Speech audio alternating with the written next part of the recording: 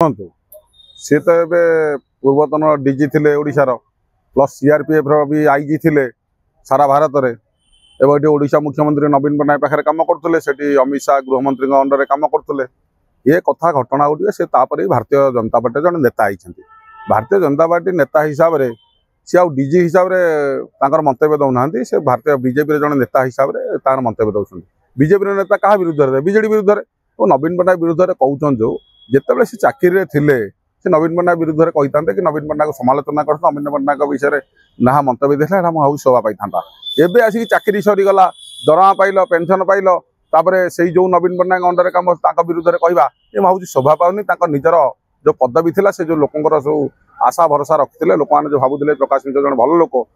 मुझे गारिमा कमुची एक दुईरे जो नक्सल विषय आलोचना हुए नक्सल सेमिनार होता दिल्ली में से नक्सल विषय जो कनक्लेव होता से नवीन पट्टनायक को ओडिशा को खाली प्रशंसा करागलानी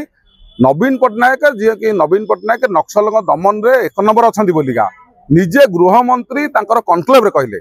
ये भी मिछ कहते प्रकाश मिश्र जो मत मंतव्य दौरान से अमित शाह भी से मिछ कहते अमित शाह को नीचा देखा जो अमित शाह प्रशंसा कर ये कहते नक्सल विषय आम नवीन पट्टनायक विषय आलोचना करूँ नवीन पट्टनायक पाखे आलोचना करूँ नवीन पट्टनायक से अंकल चिप्स खाया कुआड़े कहते ये भाया